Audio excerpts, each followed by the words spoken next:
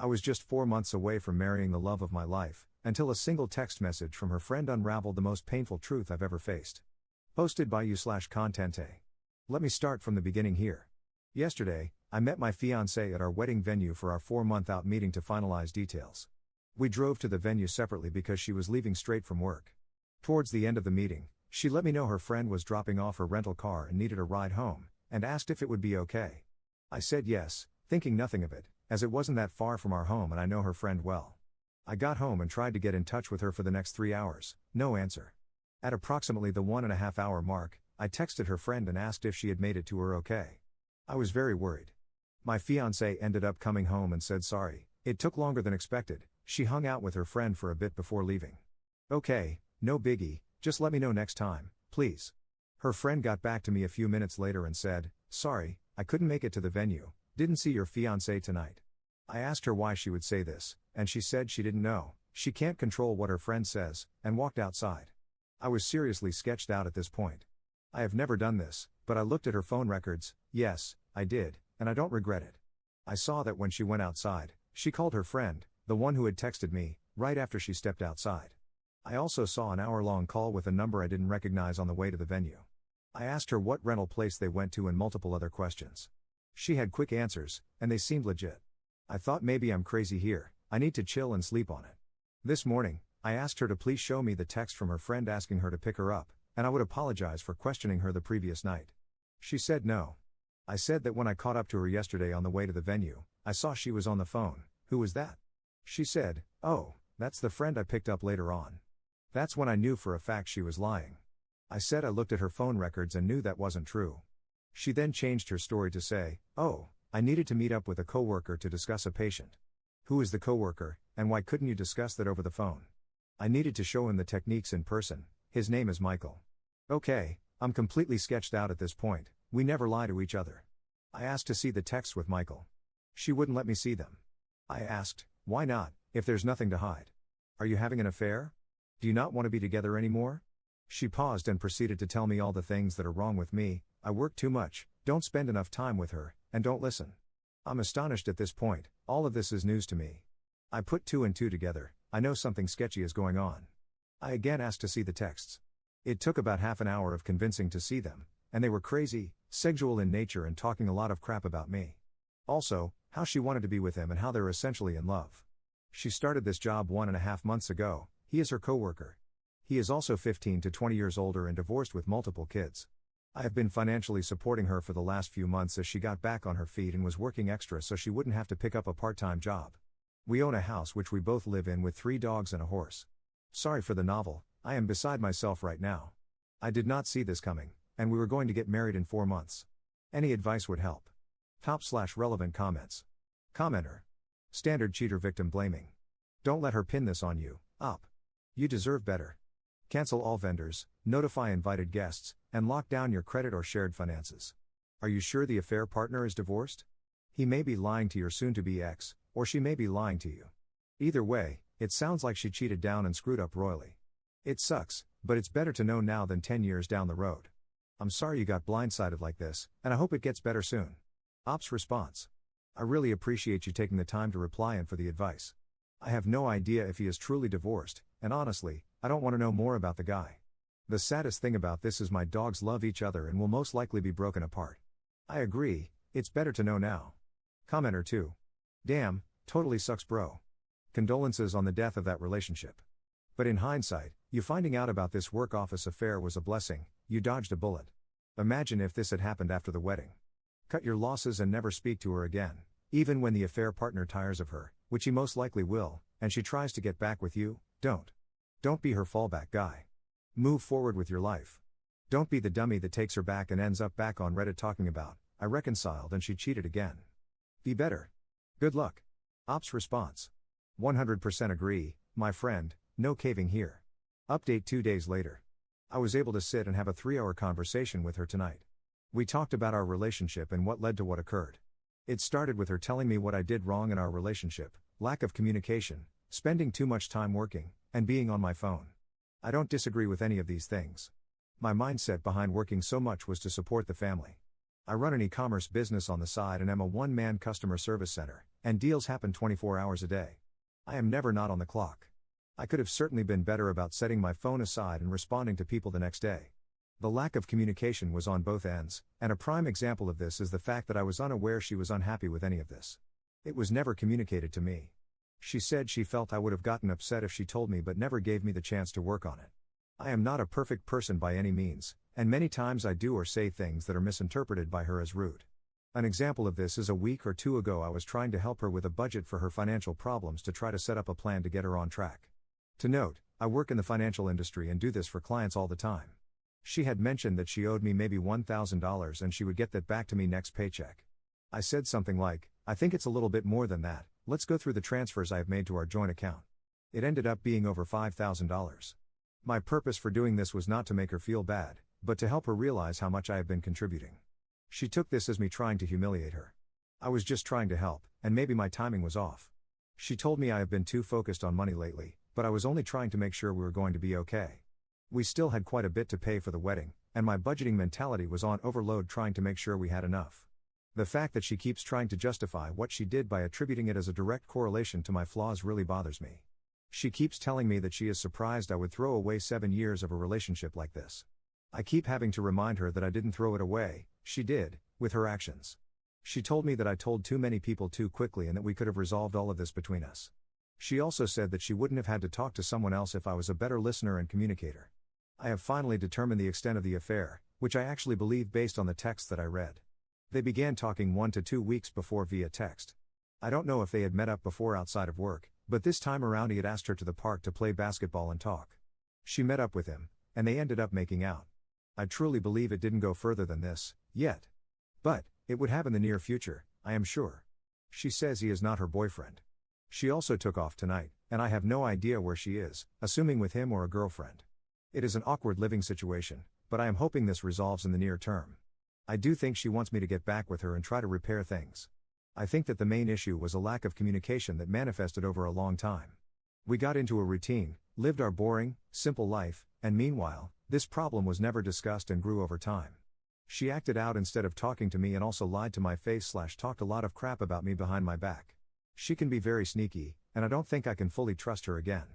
Obviously, getting back together would be the easiest thing to do, but I don't think I would ever be truly happy. Understanding the root cause has helped me feel better. If nothing else, it will allow me to address my personality flaws / communication issues and see things from another perspective. I started hitting the gym today and will keep a routine going. I also plan on picking back up on studying for my CFP designation. I took the week off of work to focus on my mental health.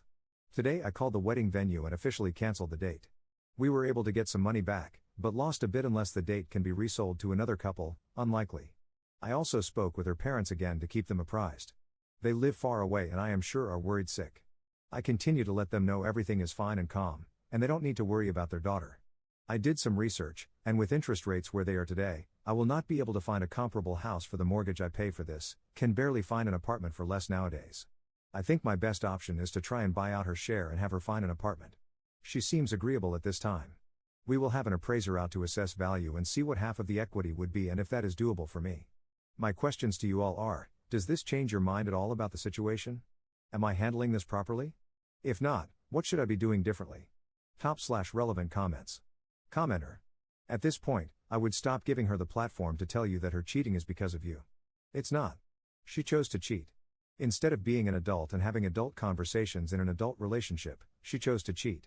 The moment any of that comes out of her mouth, shut it down. She doesn't deserve to have your ear. She's hoping that if she says it enough, you'll start to believe it. Shut it down. Conversations are hallmarks of a relationship. You chose to cheat. It's over. Rinse. Recycle. Repeat as necessary. Personally, I'd be done with any conversing. I hope the house thing works out. Ops response. You're right. Trying to keep it somewhat civil, but I'm sure that's her plan. Second update 3 weeks later. It's been nearly a month since this whole situation went down, and I owe you all an update. It has been a very busy, emotional, and eventful month. I'm not going to lie, the few days after this happened, I was a pathetic mess, groveling to get back with this cheating piece of crap. It's embarrassing to admit, but it happened, and it was all part of the process of moving on. While in this vulnerable state, I tried everything I could to do things right, to make things better, but nothing worked. I was actually told that she had to make a decision, me or him, and she did the right thing by choosing him. I think that's when I woke up and realized I had let my self-worth go down the drain, and I needed to take a step back and really focus on me and what was best for me. It is hard, after 7 years of doing everything for someone else, to focus on your own needs, but that's exactly what I have been doing since. I moved our joint savings accounts to my individual checking account. I did the math of what was owed to me and transferred half of the balance back to the joint account for her to take. I have been working out every day since this happened. It makes me feel good to not only improve how I look, but also helps me continue to think clearly. I've gone suit shopping, gotten a massage, and gone out with friends and family. Not only was this relationship isolating me from my friends and family, which should have been a huge red flag, but I never did anything for myself. Buying clothes is just not something I would do. I was always worried about providing for my significant other and animals. I've been seeing a therapist, for the first time in my life, on a weekly basis. It helps me talk things out and with my decision making. It's something I will probably continue even after this situation resolves, just to continue improving myself. Now for the bigger items. I'm still living in the house with the ex. She's sleeping in the guest bedroom, and we're at a point where the only communication is, "Did you feed the dogs?" I think she is a terrible person, and no matter what I say, in her mind, this is my fault. To accuse someone of being a bad communicator and then use that as an excuse to not communicate her feelings to me and cheat is her being a hypocrite and taking an easy out on her delusional mind. I stopped trying to reason with her because she is unreasonable. I've been keeping the ball rolling with listing the house for sale. I contacted an agent, had them come out, and was happy with the proposed sale price. She then requested that I contact 2 other agents and get their opinions, one of whom was recommended by her friend. Yes, I made all the calls, set up all the appointments, and met with these people. This is how the relationship always was, and even though it's not fair, I've been willing to do it all to get the hell out of here. After meeting with all 3, we ended up going with the first agent. Pictures were taken on Sunday, and the house was listed for sale Sunday night. Open house is next Saturday. Already getting a lot of attention on the real estate sites. She'll be taking the horse to a barn somewhere TBD. I had a conversation about the dogs and offered to take one or none. She said she would take all 3 of them to keep them together. They are a happy bunch, and I don't want to fight over taking one if that will break them up. It also, selfishly, allows me to pursue a clean start. Unexpectedly, I met someone about a week ago that I've been spending quite a bit of time with. I have no false expectations here, but I'm enjoying hanging out with her. She's been through a similar situation in the past and has been helping me through this. It's really eye-opening speaking with a kind, thoughtful, and independent woman. It makes me realize what a narcissist my ex was, completely self-centered, dependent, and manipulative. I should have listened to the warnings from family and friends long ago. I definitely fell into the trap of being in a simple routine. I wasn't enjoying life, it was just an easy situation to be in. Nice house, lots of land, great animals, I didn't want to rock the boat. So I just continued on. You don't really realize this until you take a step back and truly reflect. Some might say it was wasted time, but I'm really using this as a learning experience. I will not ignore red flags in the future. I will not fall into the simplicity trap. I will continue to maintain relationships with friends and family. I just want to end this with a huge shout out to everyone on here who commented on my original post. I posted on Reddit because I had no idea what to do. Those of you who took the time to try and help a complete stranger on Reddit are amazing. I read every single comment, and they all helped me get to where I am now. I am looking forward to the next chapter in my life, wherever it takes me. Thank you all, truly. Third update 4 months later. Hello all, it's been quite some time since I've posted an update on this situation. It's wild to think that all of this happened more than 4 months ago now. With time, this has gotten so much better, and hopefully, if someone stumbles upon this while going through the same situation, it will help them realize that time heals everything. I shared the house with my ex until mid-May.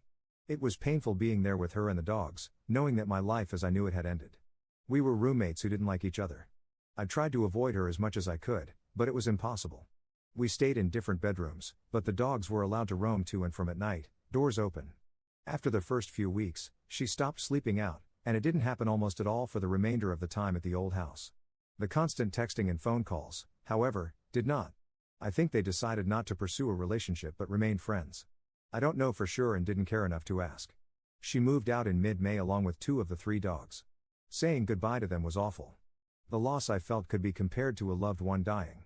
During my last month there, I met up with the ex and 2 dogs at a dog park a couple of times. While they recognized me and were happy to see me, I could tell that they were doing just fine without me, which made me feel better. There was little conversation with the ex other than about how the dogs were adjusting. She moved to a rundown house in a rundown area, to put it nicely. There was a yard for the dogs, but it was not fenced in. The last I heard, she was working on finishing the fence. During this time period, I hit the gym every single day. I also grinded hard at my side hustle. I knew life was going to get expensive and wanted to prepare myself. In the time period from March to June 15th, when I moved out, I had done 6 figures in sales at this side hustle. I also made 0 big purchases. This allowed me to save a significant sum in addition to the proceeds from the sale of my old property. Due to this, I was able to comfortably afford a nice house in a nice area with a decent-sized yard for the dog that stayed with me. Selling the old house was easy, buying the new house was absolutely brutal. Thankfully, the buyers of my old house allowed me to rent it back from them for a month until June 15th. I made offers on a total of 5 houses and finally got the last offer accepted towards the end of May. It is really nice being out of the old place. The memories associated with that house haunted me every day. Especially after my ex left with the other 2 dogs, it was just very empty. Moving was a pain, but friends and family came in clutch to help with it all. I have now been here a little over a month, and it is feeling more like home daily. I am still seeing the same woman, who is now my official girlfriend. I live a bit closer to her now, which is nice. She treats me really well, and I am very lucky to have her in my life.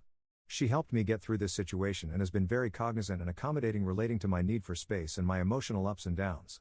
I've never been with someone who communicates so well, and it is making me a better communicator myself. My emotional intelligence has also grown significantly. Overall, life is good. While this was one of the hardest things I've had to go through, I feel blessed that it happened. I was going to marry a completely self-centered, ungrateful piece of crap. I was so comfortable with my daily routine and didn't want to disrupt my animals' lives or lose my house, so I was willing to put up with being miserable. I will continue working on myself and learning more about my own wants and needs. I will also continue to provide my dog with the best life possible. I do think about my ex regularly, lots of flashbacks of good and bad memories. My new therapist has been extremely helpful in helping me realize that I probably won't ever get the apology from her that I want. She's just too proud to admit what she did was wrong. Communication with my ex has been very limited. I don't plan on seeing her or the other 2 dogs again. I've accepted that this is what is best for everyone. If I missed anything you have questions about, please feel free to post a comment and I'll be happy to answer. This situation is over at this point, and I won't be making any more posts on the subject. Thanks for following the saga and for all the support through the process. Top/relevant comments. Commenter. Awesome, man. Been through something similar. Did she try to get back together at some point? Anyways, good luck on the road ahead of you. Ops response. She did not. I think she's much too proud to ever admit she made a mistake. I think she's also in denial over the whole thing. Her perfect life has quickly turned into one where she lives in a small, run-down house in a run-down area with 2 dogs. She also has to drive to and from the horse daily. Maybe I'll hear from her eventually, but I'm not banking on it. Thank you. Commenter 2. I can only say congratulations. As a reward for your effort and kindness, you got a new girlfriend who respects and understands you. Good luck in your new life. If there is something to learn from your old relationship, it's that you should always communicate and always look for better ways to do it, even if what you have to say sometimes hurts. From your comments, it seems that her relationship with the affair partner, even though she chose him and professed her love, didn't work out. That's why, as you mentioned, after the first few weeks she stopped sleeping out. And that was logical, since they had only known each other for 1.5 months and had an affair for 2 weeks. It was obvious this wasn't going to work long term. Knowing that she is an easy girl, I also doubt they'll continue to be friends. What a stupid way to throw away 7 years of a relationship. But she deserves it. Yes, she is a piece of crap. Proud or not, she now realizes that she has regressed and lost great support, but again, she's too proud to ask for forgiveness, and that same pride won't allow her to admit her guilt. Not that it's something you care about now. As far as you're concerned, she can click and minimize. Just out of curiosity, why didn't you report this action to her HR department? Or did you, and just never commented on it? Well, good luck and keep going. Ops response. I appreciate you taking the time to write all of that out and for the support. There was no formal HR department at their place of work. I did speak with a manager and made an anonymous report the day after. I felt very petty doing that and never followed up on it. Don't know if that manager ever passed along the info.